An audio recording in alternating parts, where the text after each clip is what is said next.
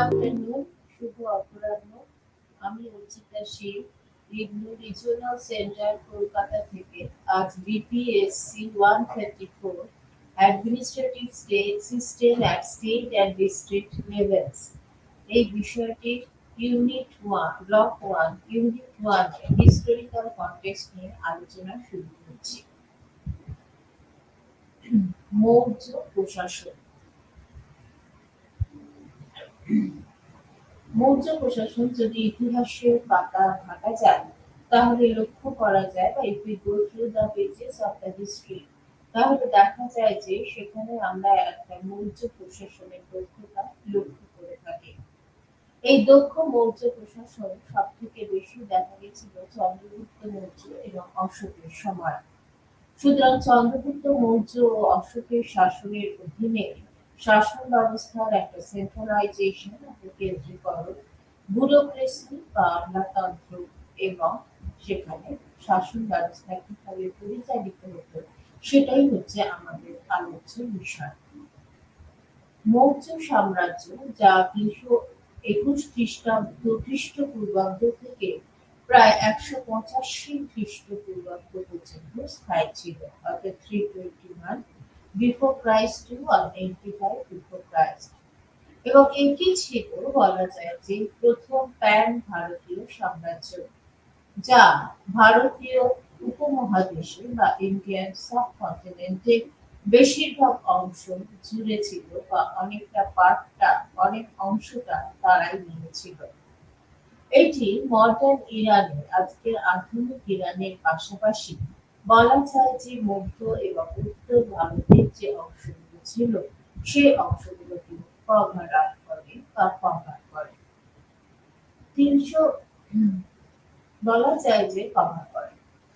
এবং সেক্ষেত্রে যেটা লক্ষ্য করা যায় 323 খ্রিস্টপূর্বাব্দে যদি ইতিহাসের পাতা আরেকটু ঘাঁটা যায়, দেখা যায় যে আলেকজান্ডার দ্য গ্রেটের মৃত্যুর পর, অর্থাৎ গ্রেট আলেকজান্ডারের মৃত্যুর পর মৌর্য রাজবংশের প্রতিষ্ঠাতা চন্দ্রগুপ্ত মৌর্য আলেকজান্ডারের যে পুরনো এম্পায়ার বা সাম্রাজ্যের দক্ষিণ পূর্ব সীমানা থেকে পাঞ্জাব এলাকা পর্যন্ত পুরো অঞ্চলটাই তারা অধিগ্রহণ করেছিল।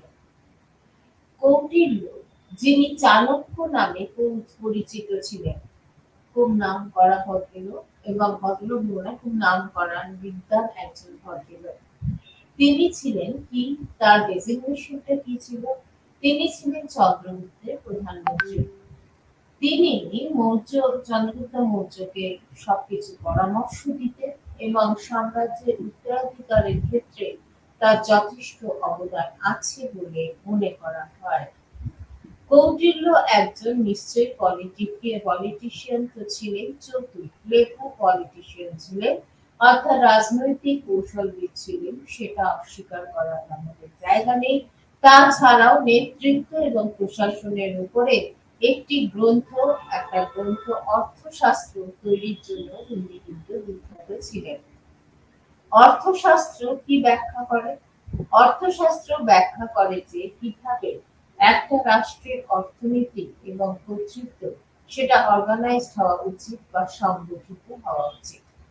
তাহলে এইটুকু বিষয় থেকে আমরা কি বললাম যে দক্ষ মৌর্য প্রশাসন ছিল একটা এফিশিয়েন্ট শাসন ব্যবস্থা বা দক্ষ মৌর্য প্রশাসন।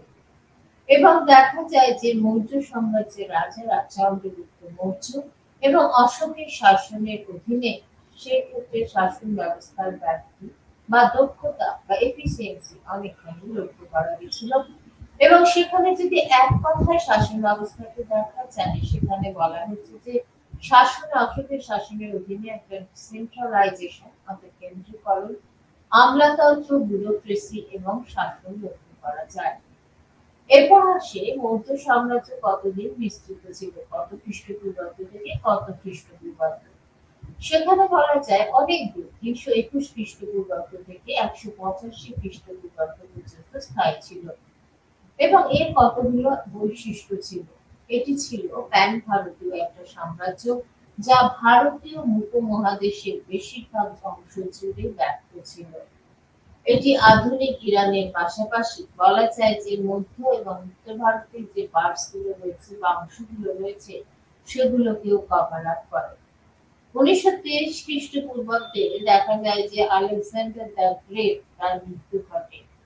মৃত্যুর পর তখন কি হয়, মৌর্য রাজবংশের প্রতিষ্ঠাতা কে ছিলেন আমরা জানি, ইতিহাসের পাতায় মোটামুটি চন্দ্রগুপ্ত মৌর্য। সেই চন্দ্রগুপ্ত মৌর্য আলেকজান্ডারের বলা যায় যে পুরনো সাম্রাজ্যের দক্ষিণ পূর্ব দিক থেকে প্রায় পাঞ্জাব এলাকা পর্যন্ত তার বিস্তৃত সাম্রাজ্য অধিগ্রহণ করেছিল। এরপর আসি একটু কৌটিল্যের কথায়। কৌটিল্য, যিনি চাণক্য নামে পরিচিত ছিলেন, তিনি ছিলেন সত্যি চন্দ্রগুপ্তের প্রধানমন্ত্রী এবং সেখানে তিনি পরামর্শ দিতেন, সুযোগ্য পরামর্শ দিতেন এবং বলা যায় যে সাম্রাজ্যকে মসৃণভাবে এগিয়ে নিয়ে যাওয়ার ক্ষেত্রেও শাসন ব্যবস্থার ক্ষেত্রে তার যথেষ্ট অবদান ছিল। কৌটিল্য একজন রাজনৈতিক কৌশলবিদ ছিলেন, এছাড়াও ভীষণভাবে চতুর কৌশলবিদ, পলিটিশিয়ান ছিলেন। ছাড়াও নেতৃত্ব ও প্রশাসনের উপর তার একটা গ্রন্থ ছিল, অর্থাৎ লিডারশিপ এবং অ্যাডমিনিস্ট্রেশনের উপর। এবং সেই বইটির নাম হচ্ছে বিখ্যাত, সেটা আমরা বলে থাকি অর্থশাস্ত্র। অর্থশাস্ত্র ব্যাখ্যা করে যে কিভাবে একটা রাষ্ট্রের ইকোনমিক বা অর্থনীতি এবং কর্তৃত্ব অর্গানাইজড হওয়া উচিত বা সংগঠিত হওয়া উচিত।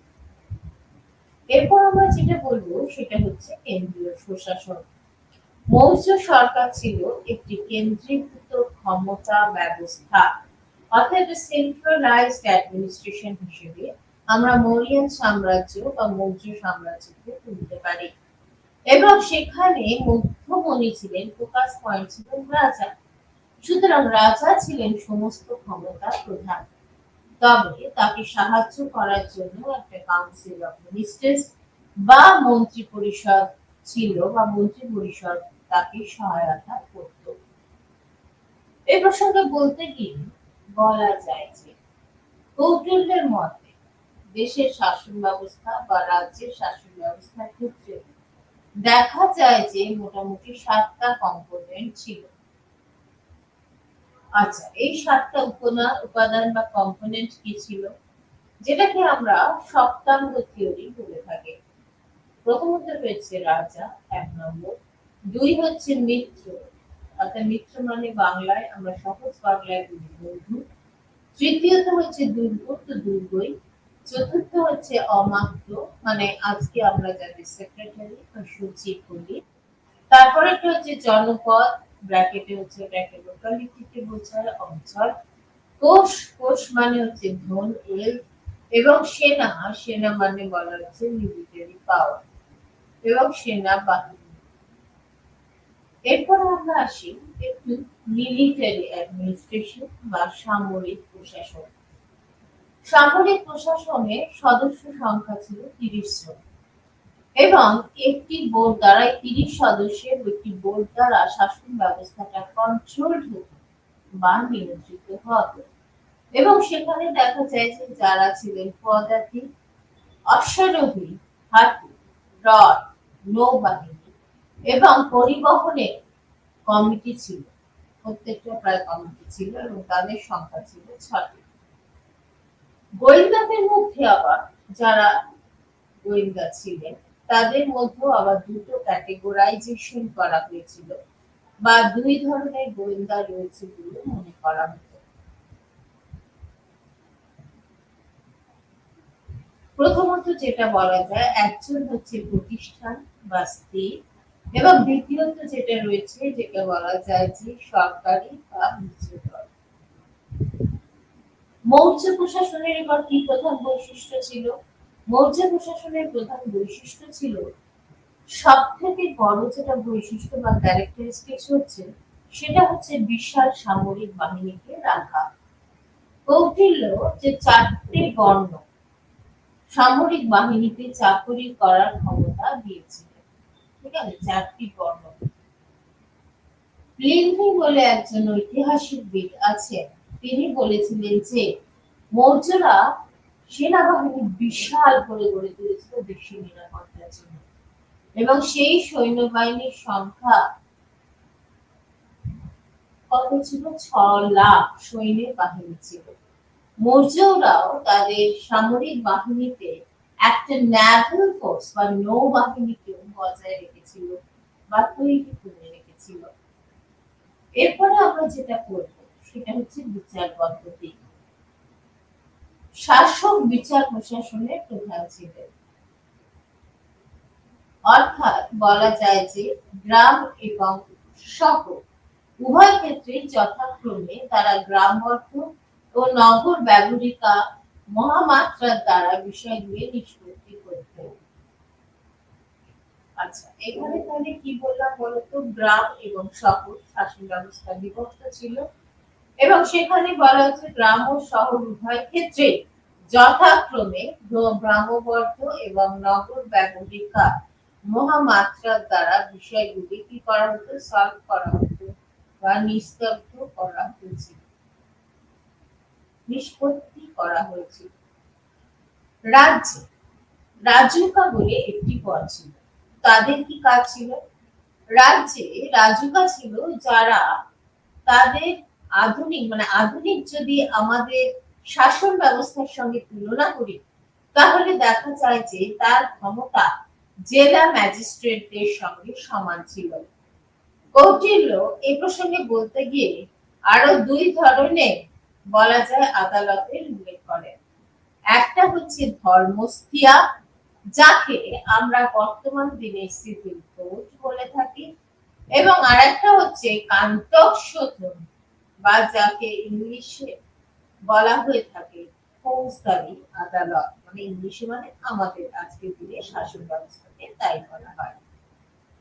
এবারে বলা হচ্ছে যে স্থানীয় প্রশাসন বা লোকাল অ্যাডমিনিস্ট্রেশন কিরকম ছিল। সরাসরি শাসিত অঞ্চলে শহর অঞ্চল ছাড়াও সাম্রাজ্যটি বা এই বিশাল অংশটি সাধারণত দেখা যায় যে দে আর ডিভাইডেড ইনটু 4 স্টেটস, 4টি প্রদেশে বিভক্ত করা হয়েছিল এবং যার প্রতিটি নেতৃত্বে ছিলেন সাধারণত একজন প্রিন্স বা রাজপুত্র বা একজন মেম্বার অর্থাৎ রাজ পরিবারের সদস্য ছিলেন, অর্থাৎ member of the royal family. এখন বলা হচ্ছে যে সেখানে বলা হচ্ছে যার প্রতিটি নেতৃত্বে ছিলেন সাধারণত একজন রাজপুত্র, থাকতেন প্রিন্স বা রাজ পরিবারের সদস্য। এখন যদি বিভিন্ন নামে ডাকা, এক নম্বর হচ্ছে কুমার বা আর্যপুত্র। কথা বলা হয় যে রাজপুত্রকে বলা হয়েছে, অনেকে বলেছেন এইভাবে। অশোকের অধীনে দেখা যায় যে 4টি ছিল বা প্রদেশ ছিল। একটা হচ্ছে আজকের দিনে বর্তমানে সেটা হচ্ছে উত্তরপ্রদেশ বা যেটাকে বাংলা এখন বলা হয়ে থাকে উত্তরাপথ। দ্বিতীয়ত ছিল তক্ষশিলা বলে একটি জায়গা আছে, তক্ষশিলার রাজধানী। তৃতীয়ত ছিল পশ্চিম প্রদেশ, যেটাকে অবন্তিগড় বলা হয়, যার সদর দপ্তর হচ্ছে উজ্জয়িনী। পূর্ব প্রদেশ প্রাচ্যপদ, যার কেন্দ্রে ছিলেন তোষালী এছাড়াও, এবং দক্ষিণ প্রদেশ বা দক্ষিণাপদ, এবং আরেকটা হচ্ছে সুবর্ণগিরির রাজধানী। মগধের কেন্দ্রীয় প্রদেশ যার রাজধানী ছিল এই যে পাটলিপুত্র, আমরা পাটলিপুত্র পড়বো তো, রাজ্যের সদর দপ্তর হিসেবে কাজ করত।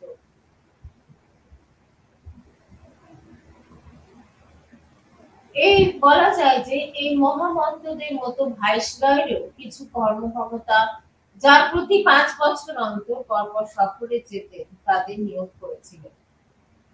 এখন কি বলা যায় প্রশাসনের, সেখানে একটু আমরা দেখি।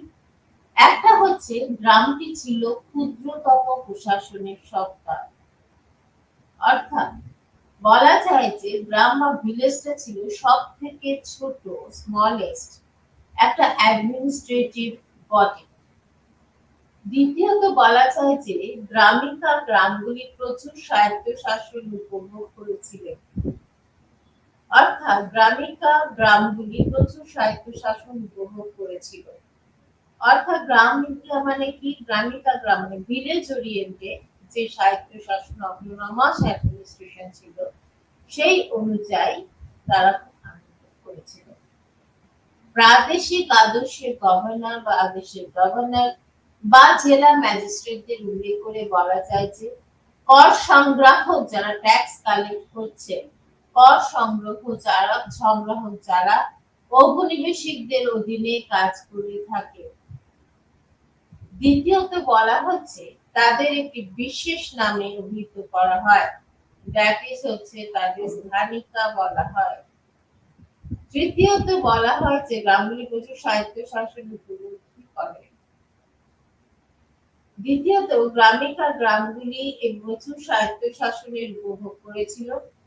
তৃতীয়ত যে প্রাদেশিক প্রদেশের গভর্নর বা জেলা ম্যাজিস্ট্রেটের কথা তারা মেনশন করছে বা উল্লেখ করে। তারপরে বলা যায় যারা ট্যাক্স কালেক্ট করে অর্থাৎ কর সংগ্রাহক যারা ও প্রাদেশিকতাদের অধীনে দেখা যায় যে কাজ করে, তারা স্থানিক নামে পরিচিত।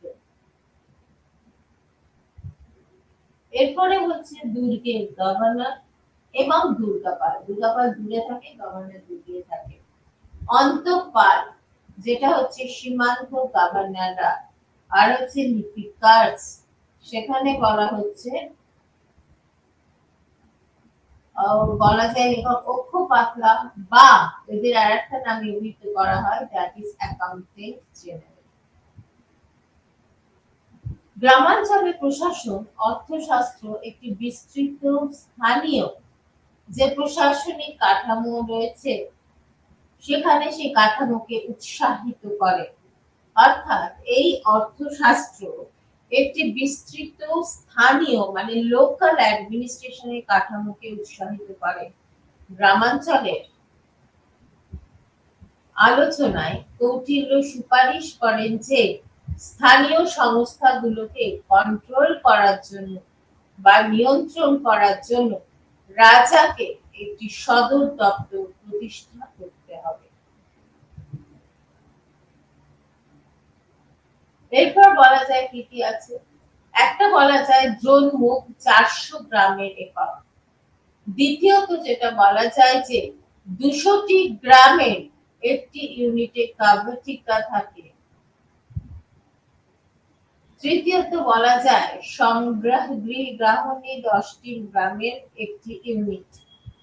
এই স্থানীয় প্রশাসন বলা যায় যে প্রশাসকরা একেবারে তৃণমূল অর্থাৎ গ্রাসরুট লেভেল থেকে কাজ করছে বা কাজ করেন। এরপরে আমরা যেটা করব দ্যাট ইজ শহর প্রশাসন। মেগাস্থানিসের নগর প্রশাসনের বর্ণনা সম্ভবত বিশেষভাবে পাটলিপুত্রের ক্ষেত্রে প্রযোজ্য ছিল। এটি নিম্নলিখিত দপ্তরগুলির দায়িত্বে সাধারণত প্রতিটা 5 সদস্যের একটি কমিটি পরামর্শ দিয়েছে।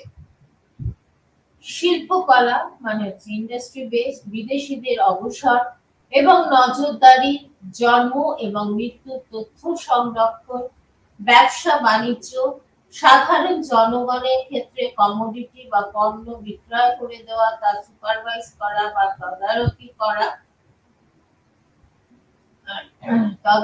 করা, ব্যবসা এবং বাণিজ্য।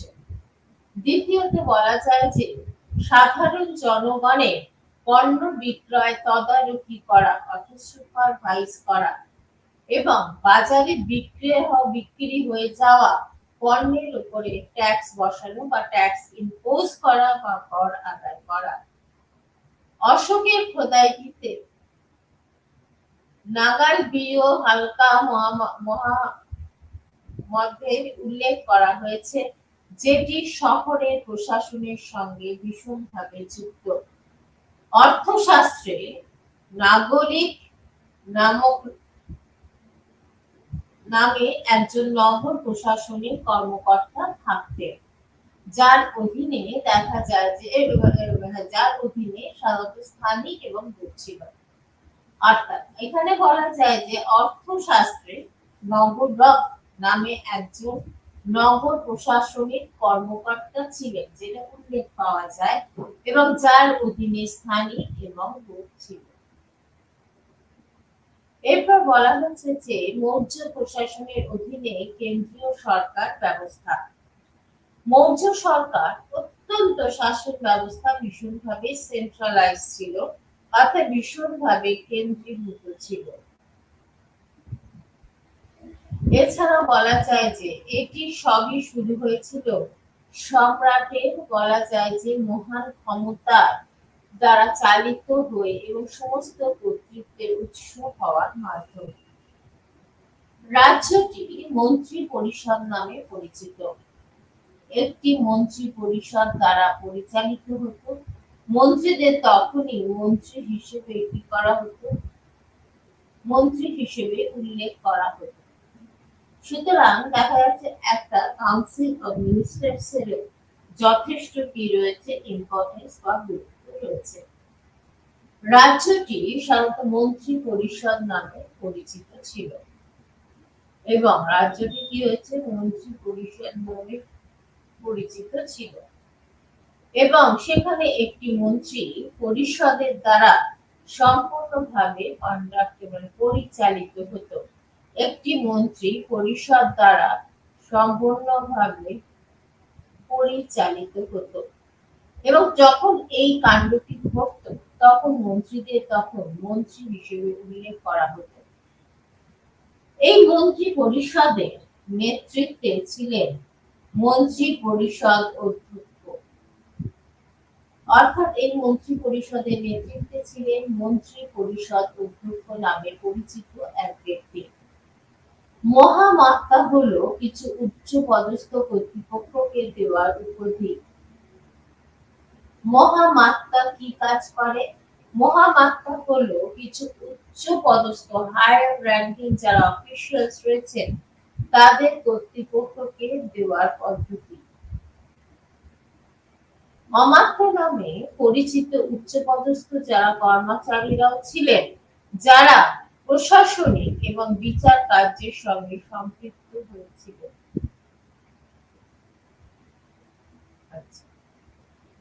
অধ্যক্ষগণকে বিভিন্ন বিভাগে ডিভাইড করে, বিভক্ত করে একটি সচিবালয় গঠন করা হয়। উৎপাদন অর্থাৎ প্রোডাকশন, জন্ম এবং মৃত্যু, শিল্প, বিদেশি পণ্যের বাণিজ্য ও বিক্রয় এবং সেলস ট্যাক্স এবং বিক্রয় কর, বলা যায় সংগ্রহ, সবই সরকার কর্তৃক নিরীক্ষণ নথিভুক্ত করা হয়েছে, যাতে দেখা যায় যে মসৃণ কার্যক্রম চালানো যায়। এরপর আমরা যেটা বলবো বা অবশেষে মৌর্য প্রশাসন বা ক্ষেত্রে একটু বলি, সেটা হচ্ছে প্রশাসনের ক্ষেত্রে একটা স্পষ্ট শ্রেণীবিন্যাস বা ক্লাস ক্লাসিফিকেশন দেখা যায়। এমনকি এখনো বেশিরভাগই সরকারি এই ধরনের সরকারের দ্বারা ভীষণভাবে ইম্পেটাস পায় বা অনুপ্রেরণা পায় এবং সেহেতু অন্য অর্থশাস্ত্রকে উন্নত শাসনের নীল নকশা হিসেবে কাজ করার কথা বলা হয়। অশোকের অনুসরণে বলা যায় যে বিদেশি আক্রমণ অর্থাৎ ফরেন অ্যাগ্রেশন এবং বলা যায় যে দুর্বল রাজারা, অর্থাৎ সেখানে সাম্রাজ্যের পতনের প্রধান কারণ দেখেছিলাম। অর্থাৎ সেখানে দেখা যায় যে বলতে পারো যে মন্ত্রী পরিষদের নেতৃত্বে ছিলেন মন্ত্রী পরিষদ অধ্যক্ষ নামে পরিচিত এক ব্যক্তি, অর্থাৎ তাদের মধ্যে যিনি সবার প্রধান। আরেকবার বলে দিই, মহামাত্রা হলো কিছু কিছু উচ্চপদস্থ কর্মচারীকে উপাধি দেওয়ার একটা পদ্ধতি। তৃতীয়ত হচ্ছে যে অমাত্য কাদের বলবো, অমাত্য নামে পরিচিত উচ্চপদস্থ কর্মকর্তারা ছিলেন যারা প্রশাসনিক এবং বিচারক ক্ষমতার সঙ্গে যুক্ত থাকতেন। আরেকটা হচ্ছে অধ্যক্ষগণকে বিভিন্ন বিভাগে ডিভাইড করে বা বিভক্ত করে একটি সচিবালয় বা সেক্রেটারিয়েট গঠন করা হয়। উৎপাদন, জন্ম এবং মৃত্যু, শিল্প, বিদেশি পণ্যের বাণিজ্য এবং সেল আউট অর্থাৎ বিক্রয় এবং বিক্রয় কর সংগ্রহ, সবই সরকার কর্তৃক নিরীহ না নিরীক্ষণ করা হয় এবং করা হয় যাতে মসৃণভাবে প্রক্রিয়াটি চালানো যায়। তাই অবশেষে বলা যায় মৌর্য যুগের শাসন ব্যবস্থা দেখলে ফলস্বরূপ প্রশাসনের ক্ষেত্রে সাধারণত একটা সুস্পষ্ট পরিলক্ষিত হয়। এমনকি এখনো বেশিরভাগই সরকারই এই ধরনের সরকারের দ্বারা ইন্সপায়ার্ড হয়ে অনুপ্রাণিত হয়ে, যেহেতু অর্থশাস্ত্র উন্নত শাসনের নীল নকশা হিসেবে অনেক সময় কাজ করে। অশোকের অনুসরণে এই যে ফরেন অ্যাগ্রেশন, বিদেশি আক্রমণ এবং দুর্বল রাজারা সাম্রাজ্যের পতনে উইকার সেকশন, এই দুটো দুর্বল রাজারা এরাই বলা যায় যে সাম্রাজ্যের পতনের প্রধান কারণ ছিল। এবার আমরা মৌর্য যুগের একটু আইনি ব্যবস্থা পড়ি। মৌর্য সাম্রাজ্যের আইনি ব্যবস্থা রাজা অশোকের দ্বারা কি হয়েছিল? রাজা অশোকের দ্বারা ব্যাপকভাবে ডেভেলপ করেছিল বা উন্নত হয়েছিল। রাজার সর্বোচ্চ আইনি কর্তৃত্ব অর্থাৎ তিনি হচ্ছে তোমার হাইয়েস্ট লেজিসলেটিভ অথরিটি, সেই সাথে ব্যবহার এবং ইকুইটি বাতিল করার ক্ষমতা এবং অধিকার তাদের ছিল। এছাড়া রাজা ছিলেন সাধারণত প্রধান সেনাপতি, সেনাবাহিনীর প্রধান এবং মৌর্য সাম্রাজ্যের সামরিক শাসনের সামরিক ব্যবস্থার প্রধান ছিলেন। আরো কি উল্লেখ করা যায়? উল্লেখ করা যায় যে রাজা ছিলেন নেতা এবং মন্ত্রী পরিষদ নামক মন্ত্রীদের পরামর্শে মন্ত্রীদের সাথে সাধারণত পরিচালিত হতেন। কাউন্সিলে মন্ত্রী পরিষদ অধ্যক্ষ মর্যাদা একটা বিশেষ বিভাগের নামে অভিহিত করা হয়েছিল। কাউন্সিলে মন্ত্রী পরিষদ অধ্যক্ষ অর্থাৎ মন্ত্রী পরিষদের যিনি প্রধান, মন্ত্রী মুখ্যমন্ত্রী, তৃতীয়ত হচ্ছে পুরোহিত বা প্রধান পুরোহিত, চতুর্থত হচ্ছে সেনাপতি বা যাকে বলা যায় অধিনায়ক এবং যুবরাজ, যাকে আমরা মুকুট প্রিন্স বলে অভিহিত করে থাকি। পোর্টফোলিও দায়িত্বে নিয়োজিত অন্যান্য উচ্চপদস্থ কর্মকর্তারাও হলেন সমহার্থী বা তার সহপাঠী। রাজস্বের প্রধান যে ট্যাক্স করবে সংগ্রহ করবে, রাজস্বের প্রধান সংগ্রাহক, তারপর দ্বিতীয়ত বলা যায় ব্যবহারিকা অর্থাৎ প্রধান বিচারক। এছাড়াও রয়েছে সন্নিধাত্রী বা যেটাকে বলা হয় কোষাধ্যক্ষ। এরপর যেটা রয়েছে দ্যাট ইজ দুর্গাপাল অর্থাৎ রাজকীয় দুর্গের প্রধান। তারপরে রয়েছে দৌভারিকা অর্থাৎ বলা যায় যে প্রাসাদের পরিচালকদের প্রধান। এছাড়াও দণ্ডপাল অর্থাৎ পুলিশ প্রধান এবং বলা যায় অন্তরা ইত্যাদি। তীর্থগুলি প্রশাসনের কর্মকর্তাদের সর্বোচ্চ শ্রেণী বিভাগে ছিল। শুধুমাত্র তীর্থের পরের স্থান অর্থাৎ পরের স্থান অধ্যক্ষ সামরিক এবং অর্থনৈতিক কার্যাবলী তারা কি করতে পারতেন? বজায় রাখতে পারতেন। আমাত্যরা আধুনিক দিনের সেক্রেটারি বিচার বিভাগীয় ও প্রশাসনিক কার্যাবলী তত্ত্বাবধান করতেন। তাহলে আমাত্যরা কি করতেন? আমাত্যরা করতেন যেটা আধুনিক দিনের সেক্রেটারি যাদের আমরা বলে থাকি, তারা সাধারণত বিচার বিভাগীয় এবং প্রশাসনিক কার্যাবলীকে সুপারভাইজ করতেন বা তত্ত্বাবধান করতেন। সম্রাট অশোক দেখা যায় যে কর্তৃক নিযুক্ত রাজকারা মানুষের জন্য পুরস্কার এবং শান্তির দায়িত্বে ছিলেন। এছাড়া বলা যায় যে আমাত্যরা আধুনিক দিনের সেক্রেটারিরা বিচার বিভাগীয় এবং প্রশাসনিক অর্থাৎ জুডিশিয়াল রিলেটেড এবং অ্যাডমিনিস্ট্রেটিভ রিলেটেড কাজকে কি করতেন? সুপারভাইজ করেন বা তত্ত্বাবধান করতেন। সম্রাট কর্তৃক নিযুক্ত রাজকারা মানুষের মধ্যে জন্য পুরস্কার এবং শক্তি তারা রেসপন্সিবল ছিলেন বা দায়িত্বে ছিলেন। অশোক বুদ্ধিজম অর্থাৎ বৌদ্ধ ধর্ম গ্রহণ করার পর তিনি ধর্ম মহাপদ্মের সৃষ্টি করেন এবং ধর্মের বার্তা ছড়িয়ে দেন এবং রাজাকে জনগণের সম্পর্কে অনেক বেশি মতামত দিয়ে কি বলা যায় সম্পর্কে তাদের কি করেছিলেন, তাদেরও বলেছিলেন যে মতামত ঠিক মতো দেওয়া হয় সে ব্যাপারে কি করবেন, সচেতন করে নেন। এবারে বলা হচ্ছে যে শাসন বা বলা যায় যে অশোকান আদেশ অনুসারে প্রাদেশিক শাসন সাম্রাজ্যকে প্রদেশে বিভক্ত করা হয়েছিল। তার মধ্যে কি রয়েছে, একটা হচ্ছে উত্তরা মাথা বা রাজধানী তক্ষশিলা অর্থাৎ উত্তরে তক্ষশিলা, দ্বিতীয়ত হচ্ছে দক্ষিণা পথের রাজধানী যাকে আমরা সুবর্ণপুরী বলি, সেটা দক্ষিণ। তৃতীয়ত রয়েছে প্রাচ্য হ্রদ এর রাজধানী তোষালী অর্থাৎ পূর্ব, এবং আরেকটা রয়েছে অন্তিম হ্রদ বা অবন্তিম হ্রদ বা রাজধানী উজ্জয়িনী পশ্চিম। কেন্দ্রীয় প্রদেশ ছিল মগধ, কেন্দ্রীয় প্রদেশ হচ্ছে মগধ, এবং তার রাজধানী ছিল সেটা হচ্ছে পাটলিপুত্র। পাটলিপুত্রের নামটা অনেকেরই জানা। রাজকীয় রাজকুমার বা রাজপরিবারের কোন স্টাফরা এই প্রদেশের গভর্নর হিসেবে সাধারণত কি হয়ে থাকে, নিযুক্ত হয়ে থাকে। এরপর বলা হচ্ছে প্রদেশগুলি বিস্তৃত জেলাগুলিতে বিভক্ত ছিল এবং অশোক হচ্ছে শিলালিপিতে এই প্রশাসনিক বিভাগগুলোকে আরো কিছু কিছু অংশে ভাগ করেন, সেটা হচ্ছে অপরা এবং জনপদ।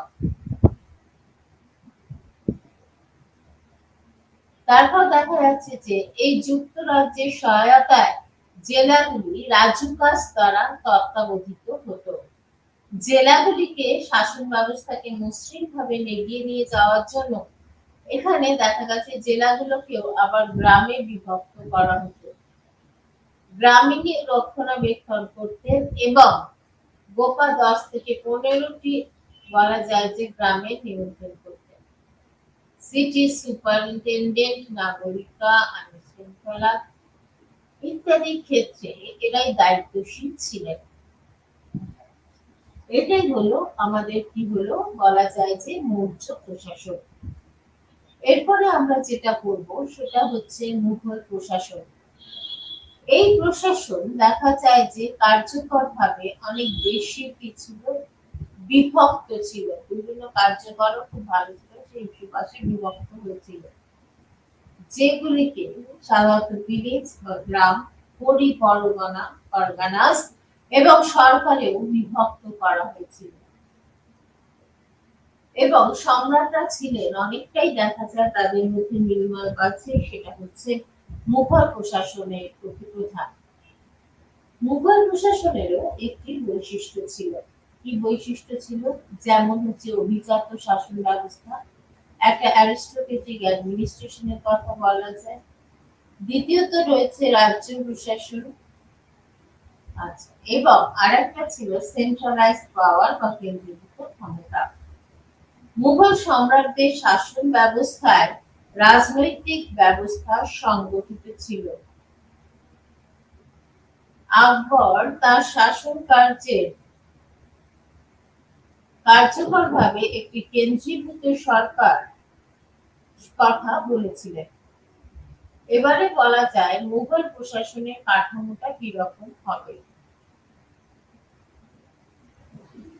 সেখানে দেখা যায় যে সম্রাটরা ছিল মুঘল প্রশাসনের প্রধান এবং মুঘলরা শেরশাহ ও শাহকানদের প্রশাসনিক ব্যবস্থার একাধিক বৈশিষ্ট্য বজায় রাখতে হয়। মুঘল প্রশাসন কার্যকরভাবে বা অ্যাক্টিভলি ভাবে সুবাসে বিভক্ত ছিল এবং গ্রাম, পরগনা ও সরকার এইভাবে বিভক্ত করা হতো। আকবরের শাসনাধীনে প্রায় 15টি সুবাস ছিল এবং আওরঙ্গজেবের শাসনকালে তা বেড়ে প্রায় 20টা হয়ে গেছিল। তাহলে ভাবুন, যেটা 15টা ছিল সেটা 20টা হয়ে গেল। আচার, যিনি সর্বশ্রেষ্ঠ মুঘল সম্রাটদের একজন ছিলেন, যিনি মানসব্দরী প্রথায় বলা যায় যে চালু করেছিলেন। আচ্ছা, মানসব্দরী প্রথাটা কি সেটা জানতে হবে। বা মন শব্দারি প্রথা বলা হয়। এই মনসবদার প্রথাটা সামরিক এবং বেসরকারি উভয় ক্ষেত্রেই ছিল। আসলে এই মনসবদারি প্রথার মাধ্যমে জমিতে চাষবাসের ব্যবস্থাটা অনেকখানি নিয়ন্ত্রণ করতে পারত জমিদাররা, কন্ট্রোল করা যেত। মুঘল প্রশাসনের শাসনকালে রাজস্ব আদায় অর্থাৎ ট্যাক্স আদায় করার ক্ষেত্রে সাধারণত দেখা যায় যে প্রধানত তিনটে পদ্ধতি ছিল। যেমন একটা হচ্ছে জাওয়াতি, দ্বিতীয়ত বলা হচ্ছে রায় এবং তৃতীয়ত বলা হচ্ছে কানপুর। সম্রাট বা রাজা ছিলেন রাষ্ট্রের হচ্ছে সর্বোচ্চ ও প্রধান নির্বাহী, অর্থাৎ তার নামে শাসন ব্যবস্থা ছিল। সর্বাধিনায়ক এবং চূড়ান্ত বিতরণকারী ও ন্যায় বিচারের ক্ষেত্রে আইন প্রণেতা। তাই আকবর নিজেকে পৃথিবীর ঈশ্বরের প্রতিনিধি, অর্থাৎ God's representative on the earth, এখানে বলা হচ্ছে শাসক ঈশ্বরের প্রতিনিধি এবং ঈশ্বরেরই ছায়া, শ্যাডো অফ গড, এই বলে দাবি করা হয়েছিল। এবার বলা যায় মুঘল প্রশাসনের বিভিন্ন কি কি বৈশিষ্ট্য ছিল। যেমন প্রথমত হচ্ছে ট্যাক্স রিলেটেড অ্যাডমিনিস্ট্রেশন বা রাজস্ব প্রশাসন, আর একটা হচ্ছে খুব অভিজাত প্রশাসন, এবং আর একটা বলা যায় সেন্ট্রালাইজড পাওয়ার বা কেন্দ্রীভূত ক্ষমতা। মুঘল প্রশাসনের অধীনে দেখা গেছে যে বিভিন্ন বিভাগই ছিল। যেমন কি থাকে সেন্ট্রালাইজড অ্যাডমিনিস্ট্রেশন অর্থাৎ কেন্দ্রীয় প্রশাসন, তারপরে থাকে স্থানীয় প্রশাসন লোকাল অ্যাডমিনিস্ট্রেশন, শহর প্রশাসন আরবান অ্যাডমিনিস্ট্রেশন, বিচার প্রশাসন জুডিশিয়াল বলা যায় অ্যাডমিনিস্ট্রেশন, এবং আর একটা হচ্ছে ভূমি রাজস্ব ল্যান্ড রেভিনিউ। আচ্ছা, মুঘল আমলে বা সাম্রাজ্যের ভূমি রাজস্ব ব্যবস্থার শেষ শাহু সুর এবং সুর এবং আকাঙ্ক্ষা-উদ্দীন মন্দিরে রাজস্ব নীতিগুলি দিক নির্দেশনা তৈরি করেছিল। 1581 সালে রাজস্ব মন্ত্রী ছিলেন রাজা ট্রোজারমল, যিনি ভূমি রাজস্ব ব্যবস্থার একটা কি করেছিল রিমডেলিং করেন বা পুনর্গঠন করেন, যা বন্দোবস্ত বা জাবতি নামে পরিচিত ছিল। এছাড়া মুঘল প্রশাসনের ভূমি রাজস্ব ব্যবস্থার অনুসরণে মাটির উর্বরতার ভিত্তিতে জমি শ্রেণী বিভাগ করা হয় এবং শুধু তাই নয় তার পরিমাপও করা হয়। যেমন বলা যায় বাঞ্জার, এটা একটা আছে, দ্বিতীয়ত রয়েছে চারচোর, সেটাও একটা রয়েছে, তৃতীয়ত বলা যায় যে পারতি, সেটাও বলা হয়েছে, এবং চতুর্থত বলা হচ্ছে যে চতুর্থতে বলা যায় যে তোমার পালাজ কথাটা বলা হয়। এরপর বলা যায় কেন্দ্রীয় প্রশাসন এবং সামরিক প্রশাসনের মধ্যে কি রয়েছে। রাজা বা সম্রাটরা ছিলেন মুঘল শাসনের কেন্দ্রীয় কর্তৃত্ব। রাজ্যে প্রধানত 4টে বিভাগ ছিল এবং কেন্দ্রীয় প্রশাসনে সেন্ট্রাল অ্যাডমিনিস্ট্রেশনে 4টে কি বলা হয়েছে, 4টে পদের কথা বলা হয়েছে। যে যিনি অর্থ এবং রাজস্বের দেখাশোনা করতেন। মীর বখশি, তার নামটাও আমরা শুনে থাকবো। সেই মীর বখশি কার্যকর ভাব হিসাবে সামরিক বেতনের পাশাপাশি সংশ্লিষ্ট দায়িত্ব পালন করতেন। রাজ পরিবারের খানি সম্মানের হাতে ছিল এবং তিনি প্রয়োজনীয়তা পরিচালনার অনুশীলন এবং অর্ডার, স্টোর ও কলকারখানার রেকর্ড কি করতেন, সুপারভাইজ করতেন বা দেখাশোনা করতেন। ধর্মীয় দান এবং দানের মধ্যে সেখানে ছিল সর্বোচ্চ ছিল সেটা কি হচ্ছে, সেখানে বলা হচ্ছে যে ধর্মীয় দান এবং বলা যায় যে সদর দপ্তর ছিল সর্বোচ্চ। তাহলে কি কি আমরা বলছি? কেন্দ্রীয় প্রশাসন বা সামরিক প্রশাসন। একটা হচ্ছে রাজ্যে প্রধানত 4টি বিভাগ ছিল এবং কেন্দ্রীয় প্রশাসনে তাই 4 জন কর্মকর্তা ছিলেন। একটা হচ্ছে বীরবক্সী, একটা হচ্ছে সদর, আর একটা হচ্ছে তোমার বলা যায় দিওয়ান এবং চতুর্থ হচ্ছে মির। দেওয়ানকে মুখ্যমন্ত্রী বা বলা যায় উজির হিসেবে স্বীকৃতি দেওয়া হয়েছিল, যিনি অর্থ ও রাজস্ব দেখাশোনা করতেন। মীরাবাই সামরিক কার্যকরভাবে দায়িত্ব পালন করতেন এবং সামরিক বেতনের পাশাপাশি সংশ্লিষ্ট দায়িত্ব পরিচালনা করেন। রাজ পরিবারের খানি সম্মানের হাতে ছিল এবং তিনি প্রয়োজনীয়তা পরিকল্পনা কি অনুশীলন এবং অর্ডার স্টোর এবং কারখানার ফেরত দেখাশোনা করতেন। ধর্মীয় ও দানের মধ্যে সদর ছিল সর্বোচ্চ। ঠিক আছে, এরপরে আমরা যেটা পড়বো সেটা হচ্ছে সামরিক প্রশাসনের ধারণায় হাতি, ঘোড়া, ঘোড়সওয়ার এবং সৈন্যদের রক্ষণাবেক্ষণ এবং মানসবদারকে ব্যবহার করা হতো, মাধ্যমে সরবরাহ করা হতো। অর্থাৎ সামরিক প্রশাসনের ধারণা কি হলো? হাতি, ঘোড়া, ঘোড়সওয়ার সৈন্যদের কি করা হচ্ছে? প্রিজার্ভ করা হচ্ছে, প্রোটেক্ট করা হচ্ছে, রক্ষণাবেক্ষণ করা হচ্ছে এবং মানসবদারদের মাধ্যমেও কি হচ্ছে সেটাকে ডিস্ট্রিবিউট করা হচ্ছে। মানসবদারদের অধীনে ফৌজদার, যিনি সরকারের প্রধান নির্বাহী প্রধান ছিলেন, তিনি সাধারণত দেখা গেছে আইন রক্ষণাবেক্ষণের দিকে ভীষণভাবে মনোযোগ দিয়েছিলেন এবং রাজকীয় বিধিনিষেধের পাশাপাশি ডিক্রি কার্যকর করতেন। তাহলে কি হচ্ছে? যিনি সরকারের প্রধান নির্বাহী প্রধান হবে, তিনি আইন রক্ষণাবেক্ষণের দিকে সবসময় মনোনিবেশ করতেন এবং রাজকীয় বিধিনিষেধের পাশাপাশি ডিক্রি কার্যকর করতেন। অমল গুলজার ছিলেন রাজস্ব আদায়কারী এবং শিকদার পাটদার। এছাড়াও বিটি কোচি ও আমিনের সহায়তায় পরগনার আইন এবং সাধারণ প্রশাসন পরিচালনা করতেন।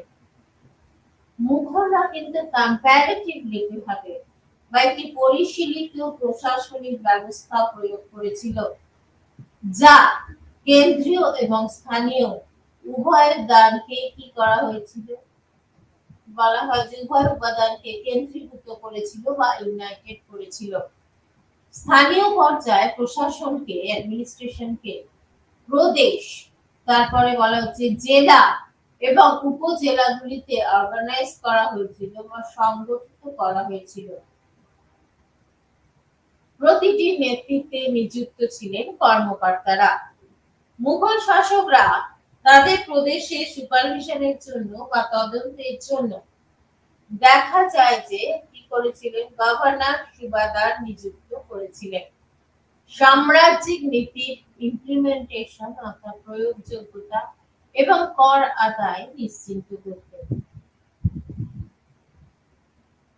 ফৌজদারি, সামরিক সমতা এবং কাজী বিচারকের মতো আধিকারিকদের দ্বারা কি হচ্ছে? জেলাগুলি যথাক্রমে সামরিক এবং বিচারক বিষয়গুলি কি করেছিল? মোকাবিলা করার জন্য পরিচালিত।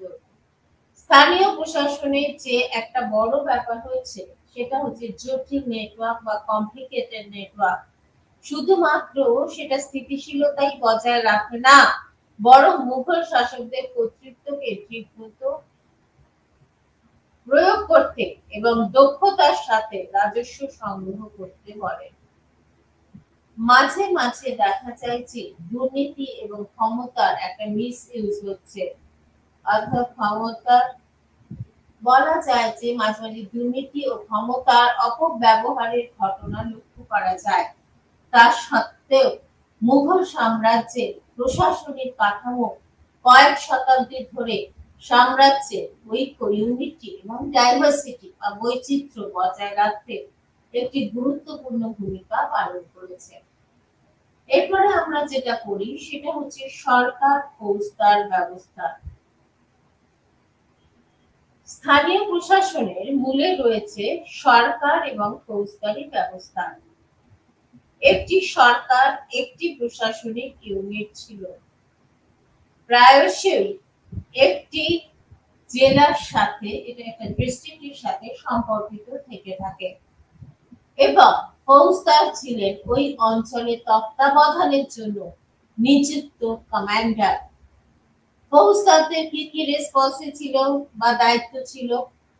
দায়িত্ব ছিল এই যে আইন সভাগুলোকে ঠিকমতো বা পার্লামেন্টকে ঠিকমতো রক্ষা করা, প্রোটেক্ট করা এবং সঙ্গে সঙ্গে রাজস্ব আদায় করা। এছাড়াও তিনি দ্বৈত ভূমিকা বা বাইপোলার মানে দ্বৈত ভূমিকা মুঘল প্রশাসনের সমন্বিত পদ্ধতির প্রতীক, অর্থাৎ তিনি দ্বৈত ভূমিকা পালন করেন। কার্যকর শাসনের মাধ্যমে তিনি সাধারণত সামরিক এবং আর্থিক দিকগুলোকে ইউনাইটেড করে রাখেন। এরপর আসছে আমল গুজার বা যাকে বলা হয় রাজস্ব কর্মকর্তা। স্থানীয় পর্যায়ে রাজস্ব প্রশাসনে দেখা যায় যে আমল গুজার রাজস্ব মূল্যায়ন এবং তথ্য সংগ্রহের জন্য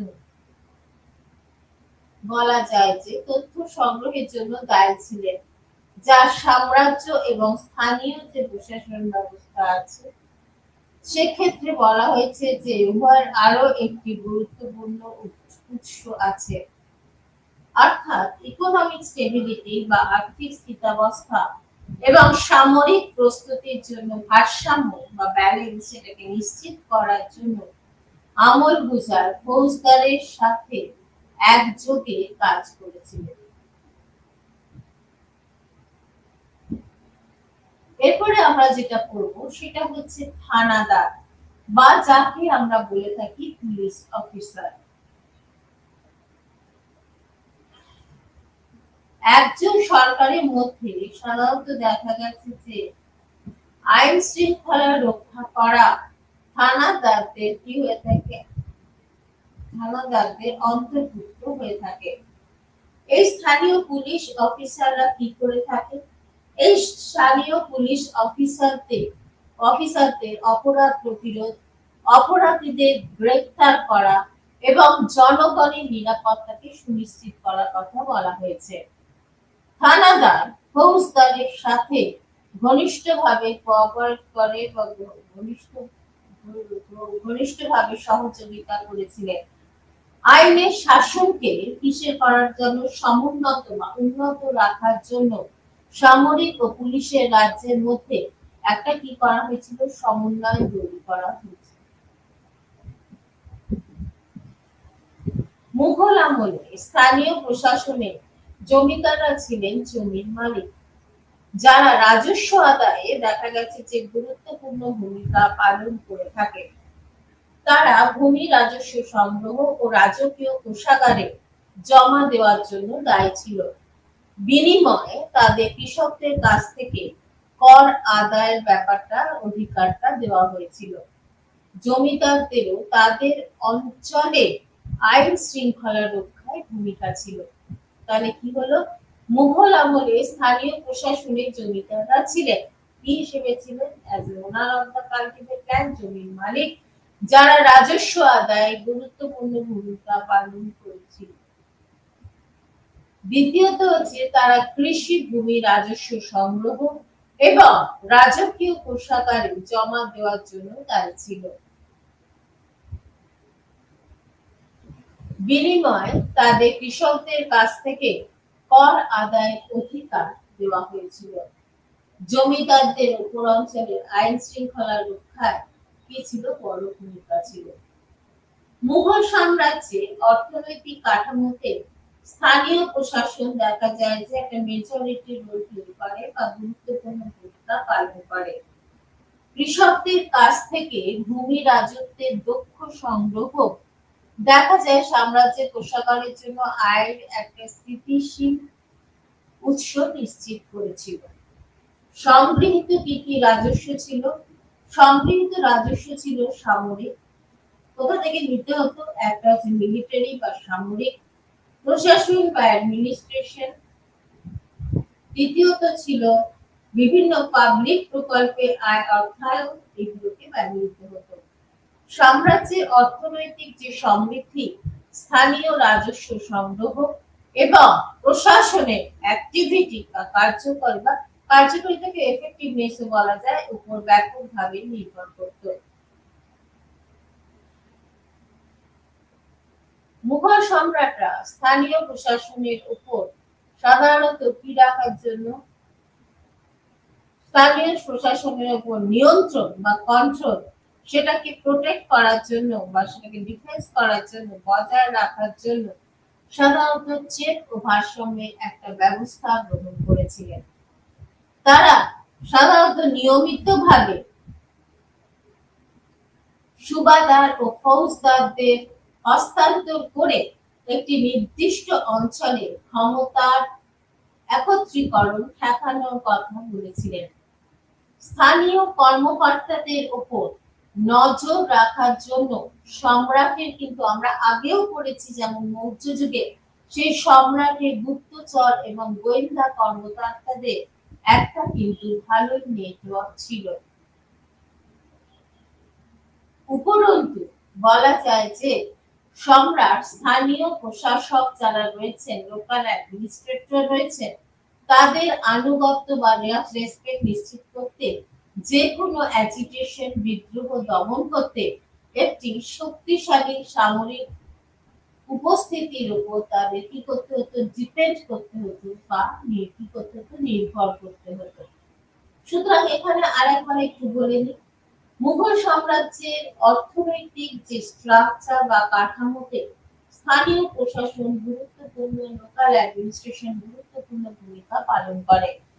কৃষকদের কাছ থেকে ভূমি রাজস্বের দক্ষ সংগ্রহ সাম্রাজ্যের কোষাগারের জন্য আদায়ের একটা স্থিতিশীল উৎস ছিল। সংগৃহীত রাজস্ব অর্থাৎ সেটা সামরিক, প্রশাসন এবং বিভিন্ন পাবলিক প্রকল্পে অর্থাৎ জনপ্রকল্পে কি করা হতো? ব্যয় করা হতো। এছাড়াও দেখা যায় যে সেখানে বলা যায় যে আয়ের একটি স্থিতিশীল সংগৃহীত রাজস্ব সামরিক, প্রশাসন এবং বিভিন্ন পাবলিক প্রকল্পে ব্যবহার করা হতো বা অর্থায়নে ব্যবহৃত হতো। সাম্রাজ্যের যে অর্থনৈতিক সমৃদ্ধি তা কি হচ্ছে? স্থানীয় রাজস্ব বা লোকাল ট্যাক্স, একটা বড় কালেকশন, সংগ্রহ ও প্রশাসনের কার্যকারিতার উপরে ভীষণভাবে বা ভার্সলি সেটা ডিপেন্ড করত। মুঘল সম্রাটরা স্থানীয় প্রশাসকের উপরে সাধারণত তাদের কন্ট্রোলকে রাখার জন্য বা বজায় রাখার জন্য চেক ও ভারসাম্যের একটা সিস্টেম বা ব্যবস্থা গ্রহণ করেছিলেন এবং সেটাকে গ্রহণ করেছিলেন। তারা নিয়মিতভাবে সাধারণত দেখা যায় যে সুবাহদার ও ফৌজদারদের কি করে হচ্ছে ট্রান্সফার করে বা হস্তান্তর করে একটি নির্দিষ্ট অঞ্চলে দেখা গেছে যে ক্ষমতার কি করেছিলেন? একত্রীকরণ করেছিলেন, অর্থাৎ একত্রীকরণ করেন। স্থানীয় কর্মকর্তাদের উপরে কি রাখার জন্য? স্থানীয় কর্মকর্তাদের উপর নজর রাখার জন্য সম্রাটের গুপ্তচর অর্থাৎ স্পাই ছিল, গুপ্তচর ও গোয়েন্দা কর্মকর্তা যারা রয়েছে তাদের কিন্তু একটা খুব অ্যাক্টিভ বা একটা শক্তিশালী কি ছিল? নেটওয়ার্ক ছিল। উপরন্তু সম্রাট স্থানীয় প্রশাসকদের কি করতে? আনুগত্য নিশ্চিত করতে, যে কোনো বিদ্রোহ বা অ্যাজিটেশন বা বিদ্রোহ দমন করতে একটি শক্তিশালী সামরিক উপস্থিতি ওপর তাদের নির্ভর করতে হতো। তাই মুঘল প্রশাসনের প্রধান যদি বৈশিষ্ট্য লক্ষ্য করা যায় তাহলে দেখা যায় যে সেটা ছিল সাধারণত কি বলা যায়?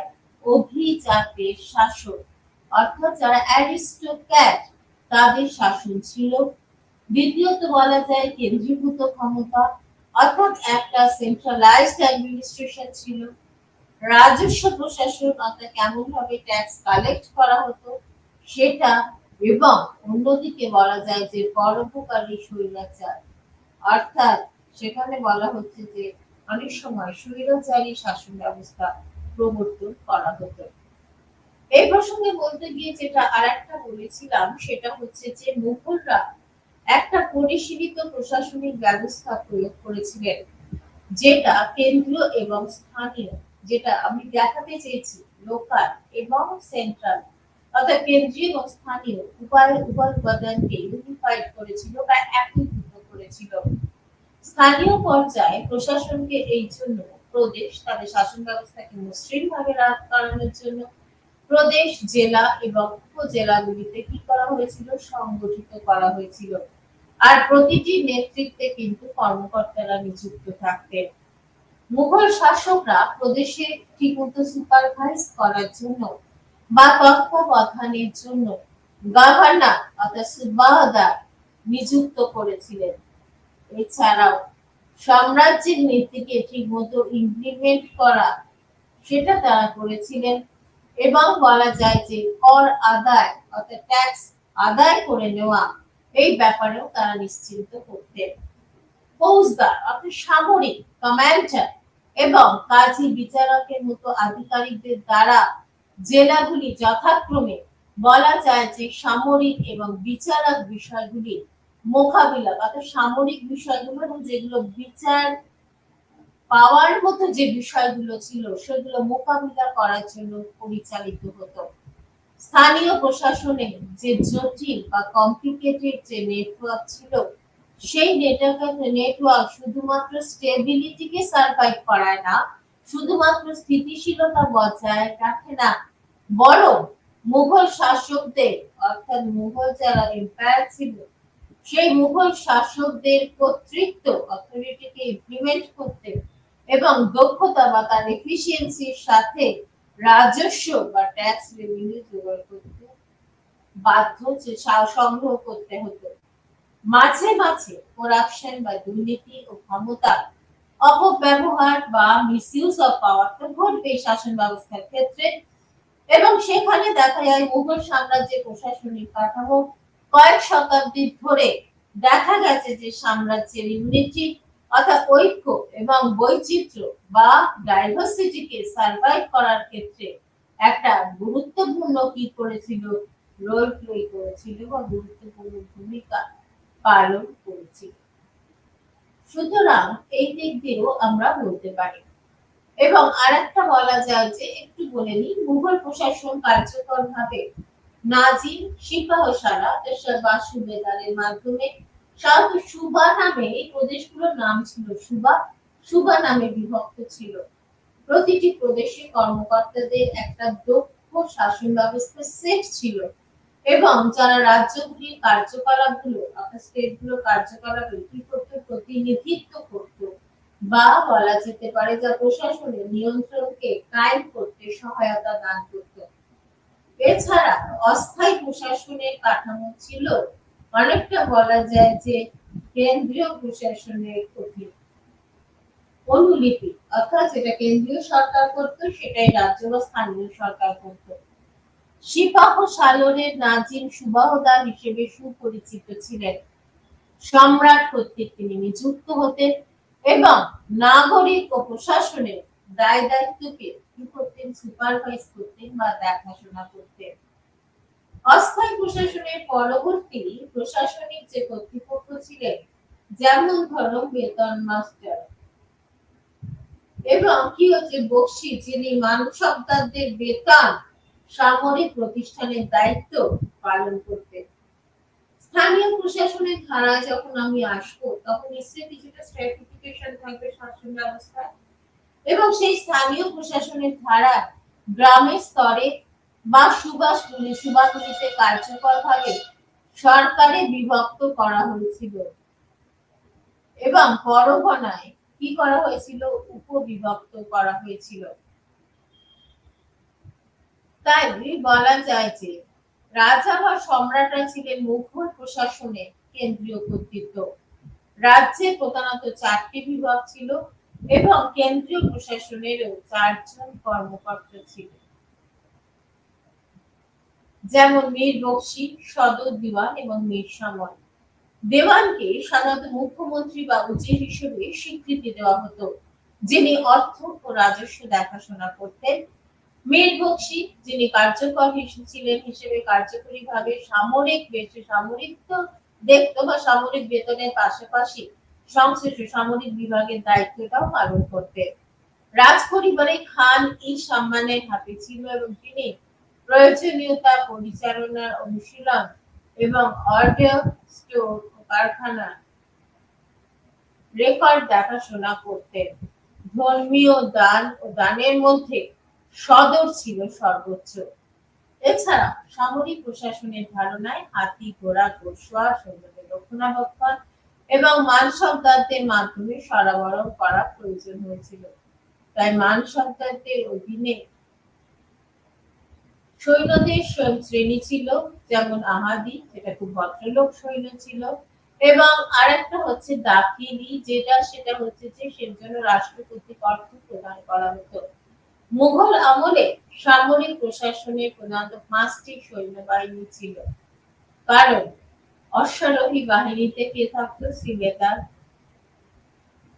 দ্বিতীয়ত যে কি বলা হচ্ছে রোগীদের মতো দুটি কি বলা হচ্ছে ধরনের ঘোড়সওয়ার, সিলেদার ও বাগিরের মতো দুটি উন্নত ধরনের ঘোড়সওয়ার, তারা খুব ভালো ঘোড়া চালাতেন। আর একটা হচ্ছে বন্দুক এবং সামরিক কাজের জন্য পদাতিক বাহিনীর দুটো এফিশিয়েন্ট দক্ষ ইউনিটের কথা বলা হয়েছিল। এরপর তো আমরা পড়ে নিলাম যেটা হচ্ছে যে প্রাদেশিক শাসন এবং স্থানীয় শাসন প্রশাসন, এগুলো আমরা আগে করে নিয়েছি। সুতরাং এইগুলোই হচ্ছে, আর পরের দিন আমরা হয়তো ডিটেলটা পড়বো।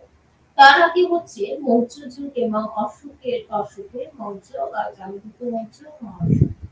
আর অন্যদিকে মুঘল শাসনের সময় শাসন ব্যবস্থা কিভাবে ডেভেলপমেন্ট হতো বা পরিবর্তিত হতো, হ্যাঁ সেটাই এখানে তুলে দেওয়া হয়েছে। দু ধরনের শাসন ছিল, একটা হচ্ছে মুঘল শাসন আর একটা হচ্ছে মৌর্য শাসন ব্যবস্থা ছিল। আচ্ছা, এরপরে সুতরাং দেখা যায় যে আজকে তাহলে এখানে বিপিএসসি 134 এ ব্লক 1 এ ইউনিট 1 এ অনেকটাই আমি শেষ করে দিলাম। পরে দিয়ে শুধু ডিটেইলটা একটু বলবো এবং পরে ইউনিট 2 তে চলে যাব। আজকের মতো এখানে সমাপ্তি। নমস্কার।